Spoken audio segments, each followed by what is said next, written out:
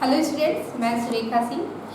बच्चों, हमने पिछले वीडियो में कवि आपकी कक्षा का जो पाठ एक था कुछ और भी दूर, उस कविता का आधे भाग का हमने अध्ययन किया था। आज हम उसके आधे भाग का अध्ययन करेंगे। तो सबसे पहले हम कविता देखते हैं कि कविता क्या है। कविता की पंक्तियाँ इस प्रकार है। भांज दो तलवार को लाओ न देरी, बांध दो कसकर कमर पर ढाल मेरी। भाल पर मल दो चरण की धूल थोड़ी, शीश पर आशीष की छाया घनेरी। स्वप्न अर्पित प्रश्न अर्पित, आयु का क्षण क्षण समर्पित। चाहता हूँ देश की धरती तुझे कुछ और भी दूँ, चाहता हूँ देश की धरती तुझे कुछ और भी दूँ। तो बच्चों, जो हमने पिछले वीडियो में हमने जो कविता के भावार्थ को देखा था, जिसमें कवि क्या चाह रहे थे।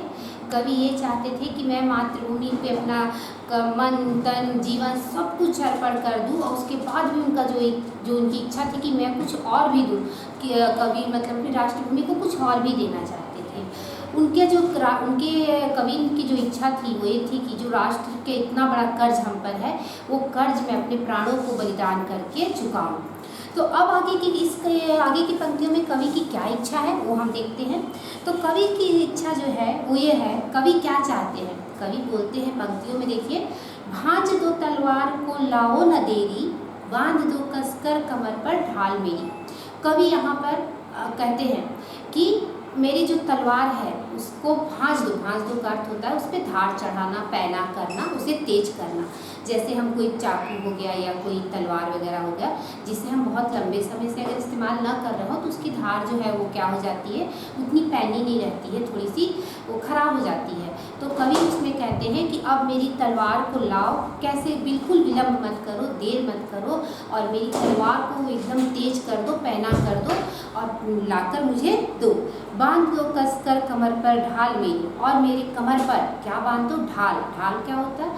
ढाल जिसे हम इंग्लिश में शील्ड कहते हैं, जो क्या होता है वो युद्ध में जब कोई शत्रु अगर आक्रमण करता है तो उसे उसके वार को उस पर रोका जाता है, उसे ढाल कहते हैं।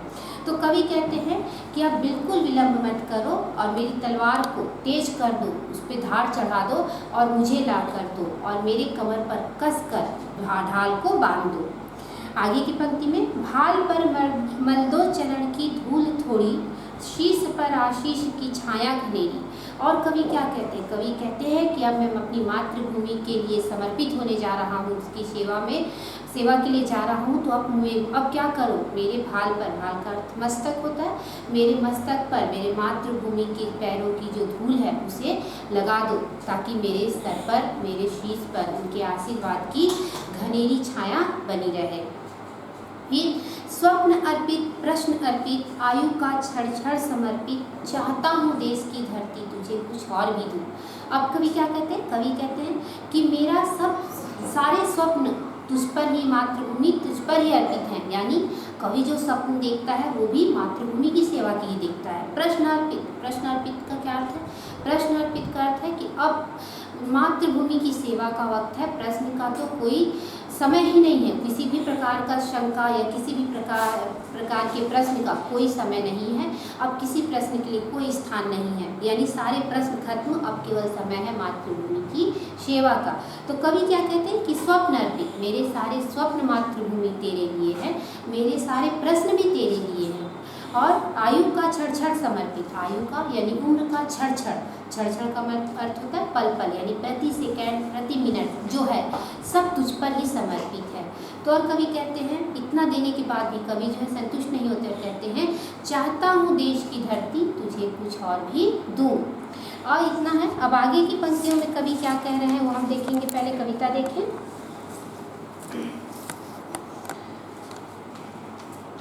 तोड़ता हूँ मोह का बंधन क्षमा दो, गांव मेरे द्वार घर आंगन क्षमा दो। आज सीधे हाथ में तलवार दे दो और बाएं हाथ में ध्वज को थमा दो। ये सुमन लो यह चमन लो, नीड़ का तिड़ तिड़ समर्पित। चाहता हूँ देश की धरती तुझे कुछ और भी दूँ, चाहता हूँ देश की धरती तुझे कुछ और भी दूँ। इन पंक्तियों में देखिए कवि श्री रामावतार त्यागी जी ने कितनी सुंदर रचना की है, कितनी अच्छे उससे अपने भावों को प्रस्तुत किया है कि कहते हैं कवि कि मैं मातृभूमि की सेवा में जा रहा हूँ, और जा रहा हूँ तो कैसे, सारे रिश्ते, सारे नाते, सारे मोह माया सब छोड़ दे रहा हूँ, सब छोड़कर अब मैं जा रहा हूँ। तो कवि क्या कहते हैं कि तोड़ता हूँ मोह का बंधन क्षमा दो। कवि कहते हैं अपने सारे रिश्ते नातों से कि मैं जो भी उनके हैं कुटुंब, उनके परिवार के लोग जो भी हैं, सबको क्या कहते हैं कि मैं अब सारे मोह माया सब क्या कर रहा हूँ, छोड़ रहा हूँ, और सारे बंधन जो है, जो मातृभूमि की सेवा में बंधन मतलब रुकावट बन सकते हैं, बाधा बन सकते हैं, उन सारे बंधनों को अब मैं तोड़ता हूँ। तो हे उनसे क्या कहते हैं कि मुझे क्षमा कर दो। गांव मेरे द्वार घर आंगन क्षमा दो। फिर वो अपने मातृभूमि की सेवा में जा रहे हैं, और जा रहे हैं तो अपने गांव, अपने घर, अपने द्वार आंगन सब छोड़कर जा रहे हैं, उनसे दूर जा रहे हैं। तो कहते हैं कि हे मेरे घर, मेरे आंगन, मेरे द्वार, मुझे क्षमा दो, मुझे इसलिए क्षमा दो क्योंकि मैं मातृभूमि की सेवा में तुमसे दूर जा रहा हूँ। फिर आगे की पंक्ति में क्या कहते हैं, आज सीधे हाथ में तलवार दे दो और बाएं हाथ में ध्वज को थमा दो।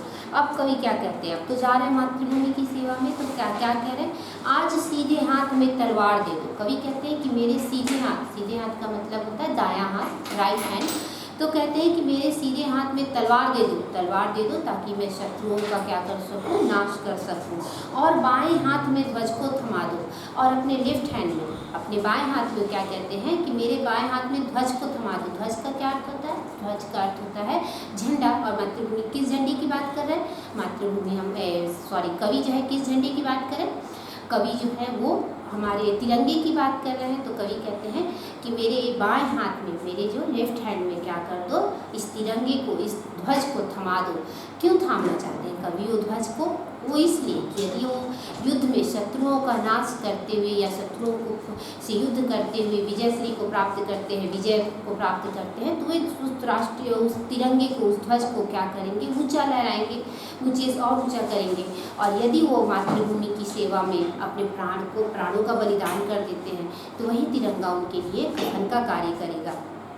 तो इसलिए कवि कहते हैं कि आज मेरे सीधे हाथ में तलवार दे दो और मेरे बाएं हाथ में ध्वज को थमा दो। ये सुमन लो, यह चमन लो, नीड़ का तिल समर्पित, चाहता हूँ देश की धरती तुझे कुछ और भी दूँ, चाहता हूँ देश की धरती तुझे कुछ और भी दूँ। कवि कहते हैं ये सुमन लो, यानी जितने फूल हैं, जो भी फूल से मतलब जितनी भी सुख सुविधाएं, जो भी चीज़ उनको आकर्षित करती हैं, तो सारे फूल मातृभूमि को समर्पित, सारे बाग बगीचे, सारे उद्यान मातृभूमि को समर्पित। और नीड़ का तिल समर्पित, नीड़ का अर्थ होता है घोंसला, और यहाँ पर इसका तात्पर्य है घर से। तो कवि कहते हैं मेरा जो घर है, घर की पाई है, जो मेरी सारी संपत्ति है, सब मातृभूमि को समर्पित है, एक एक तिनका तक मातृभूमि को समर्पित है। लेकिन इतना देने के बाद भी, इतना कुछ अर्पण करने के बाद भी कवि का हृदय जो है, कवि का जो मन है, वो मातृभूमि को देने से नहीं भर रहा है, वो संतुष्ट नहीं हो रहे हैं। और उनकी इच्छा है, वो कहते हैं कि हे मेरे देश की धरती, हे मेरी भारत माता, हे मेरी मातृभूमि, मैं तुझे कुछ और भी देना चाहता हूँ। तो ये तो थी हमारी कविता कुछ और भी दूर का भावार्थ, उसका स्पष्टीकरण।